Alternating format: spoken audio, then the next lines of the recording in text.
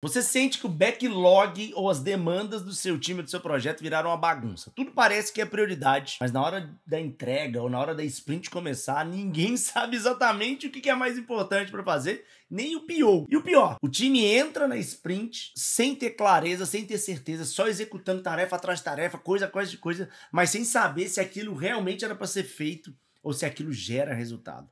Se você se identificou nisso aqui, fica comigo até o final, porque nesse vídeo eu vou te mostrar como organizar, priorizar um Product Backlog de verdade, sem enrolação e sem teoria que não é aplicável, vamos falar assim, no nosso mundo real. Então, ó, já deixa o like aqui, se inscreve nesse canal, tem um monte de gente assistindo, mas se inscreve, cara, ajuda a gente a crescer o canal.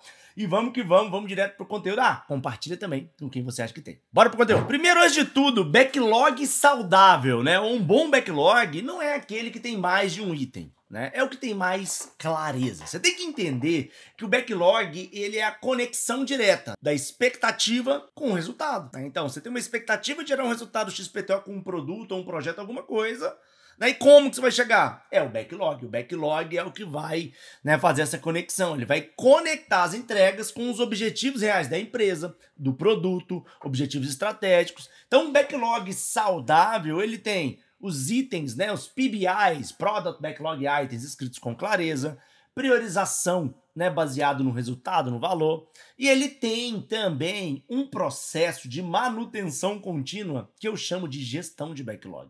Então, a gestão de backlog ela tem que estar acontecendo ali praticamente diariamente, para garantir que está sempre priorizado, está sempre revisado, está sempre higienizado, né? E o que não pode ter no que a gente chama de um backlog saudável? Não pode ter uma lista infinita de pedidos de stakeholders, de gestores, de tudo. Não é isso. Não é também um amontoado ali de demanda e tarefa que em algum momento o seu time vai fazer, ou seja, totalmente sem propósito. E também não é um depósito daquelas ideias que todo mundo tem, mas ninguém faz. Não é isso. Isso não é um backlog saudável, isso é outra coisa. Esses 3 pontos que eu falei aqui, na verdade, não é nada, né? Para não falar outra coisa. Então, vamos entender como que a gente pode estruturar esse backlog de uma melhor maneira para transformar ele, para garantir que esse seja um backlog saudável. Vamos entender como é que a gente vai começar essa estruturação do seu backlog, tá? Para começar, que um backlog ele é como se fosse um funil. Imagina um funil, onde a gente vai ter no topo, na maior parte do funil, onde tem mais coisas, o que a gente chama dos épicos, que são as grandes iniciativas, os grandes temas, vamos falar assim. No meio, a gente tem as funcionalidades, né? Que são as funcionalidades que tem dentro de um épico, né? E você tem na base ali, pequenininho, né, as user stories, que de fato é o que o time vai trabalhar. E sim, você já está pensando, pô, se uma user stories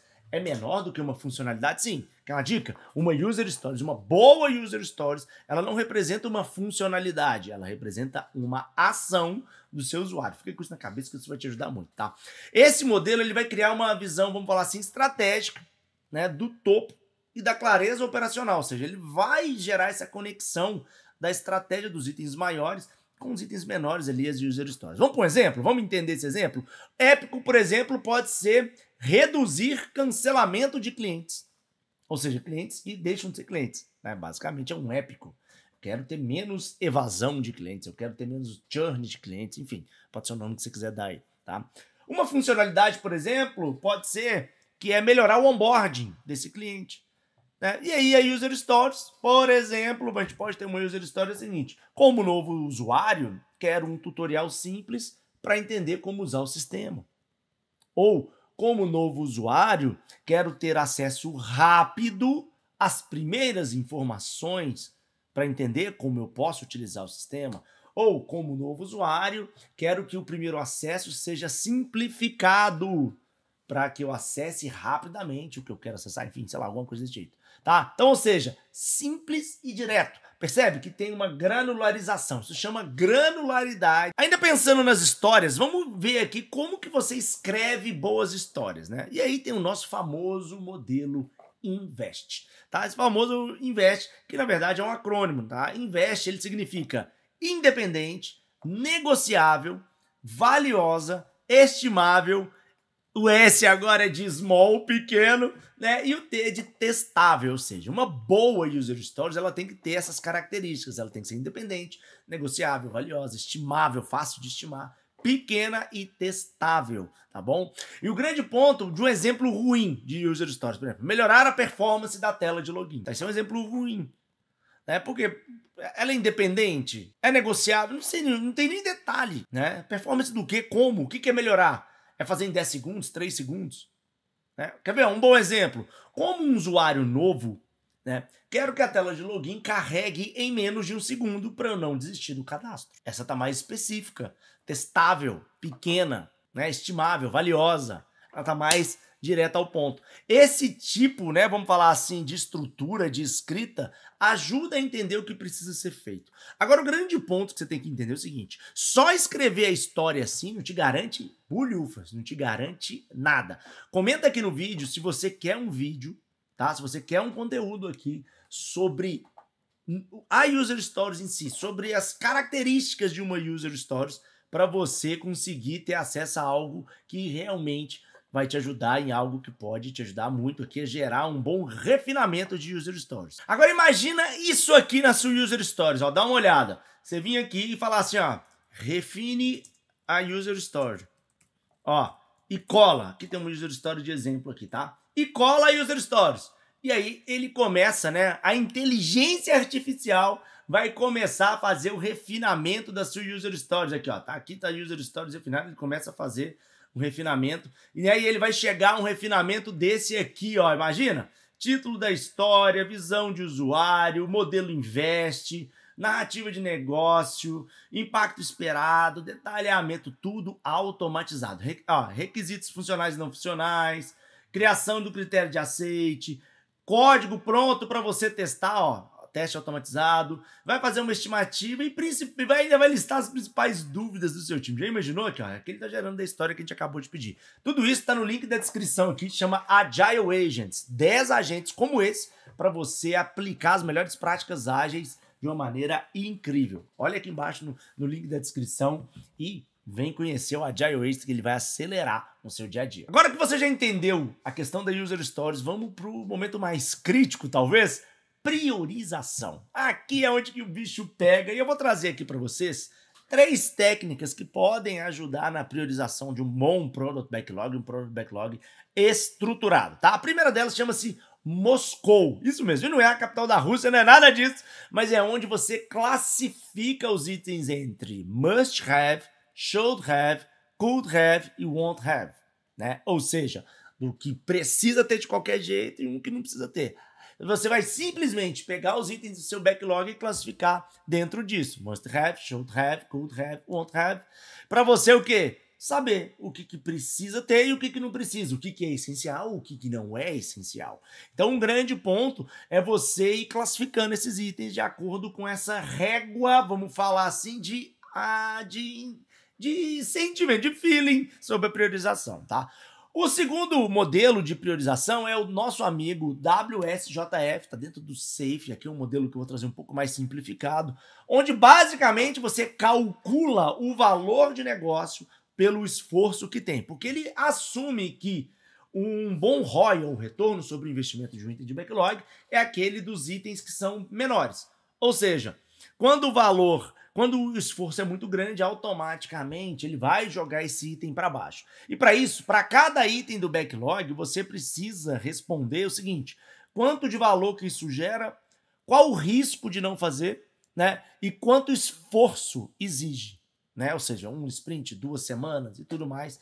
E automaticamente, né, você vai começar a priorizar. O WSJF, ele te ajuda a calcular a priorização, né, de um backlog. O próximo é basicamente você classificar, que é o nosso Now Next Letter. Isso aqui é muito bom para quem tem itens grandes dentro do seu backlog, né, para conseguir classificar o que tem que ser feito por agora, o que tem que ser feito daqui a um tempinho e o que tem que ser feito lá na visão de longo prazo, né? Então, Now é agora, o que está sendo feito agora, ou seja, tem que ser entregue agora, na release de agora.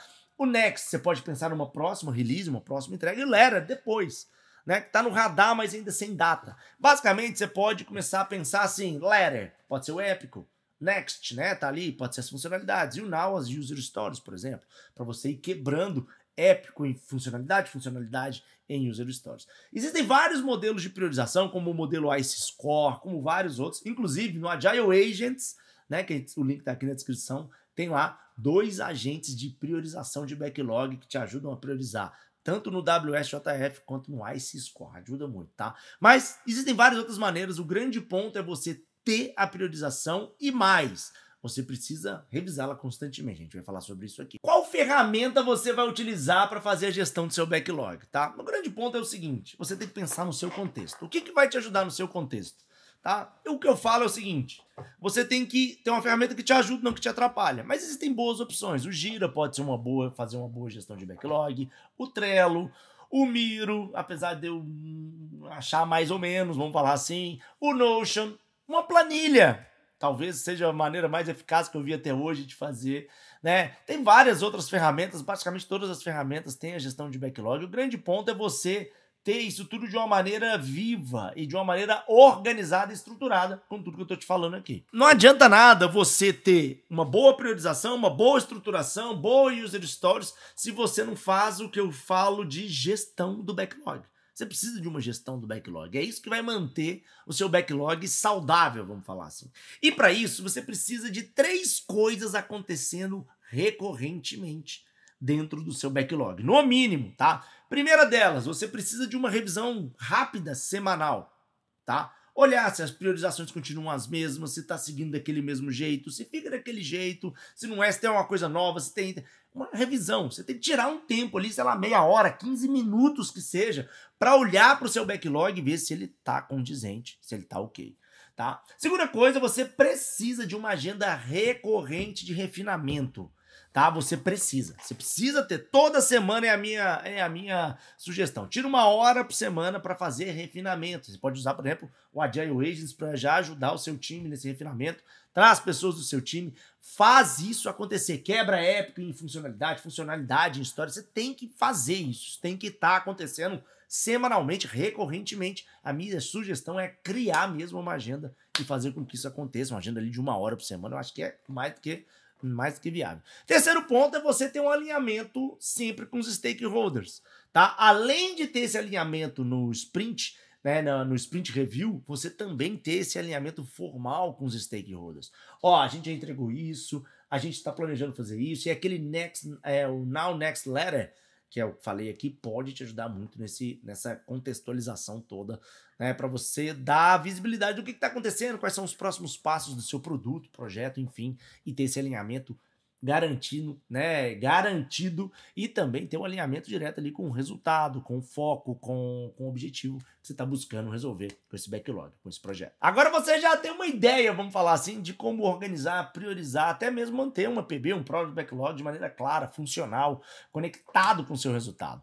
Né? Você tem que sempre lembrar o seguinte, backlog não é só uma lista de tarefa. Tá? É uma bússola de resultado. Ela vai estar apontando para onde está o resultado. Por isso que você tem que estar olhando para ela o tempo inteiro. Às vezes você vai para cá, ela vai apontar para lá. Você tem que ir para lá. Às vezes você vai para lá, ela vai apontar para cá. E você tem que ir para lá. Então, ou seja, é o backlog que vai fazer a sua conexão aí com o resultado direto. Agora me fala aqui embaixo qual dessas técnicas ou qual técnica ou qual é o maior desafio que você tem no seu backlog aí hoje. Comenta aqui, quem sabe a gente não faz um vídeo exclusivo para você respondendo a sua dúvida, respondendo o seu ponto. Eu mesmo vou ler os comentários e responder todos eles, tá bom? Então, ó, se esse vídeo te ajudou de alguma maneira, deixa o seu like, compartilha ele, se inscreve no canal e vamos que vamos, porque backlog que funciona é backlog que entrega e quando o time entrega certo, o resultado aparece. Valeu!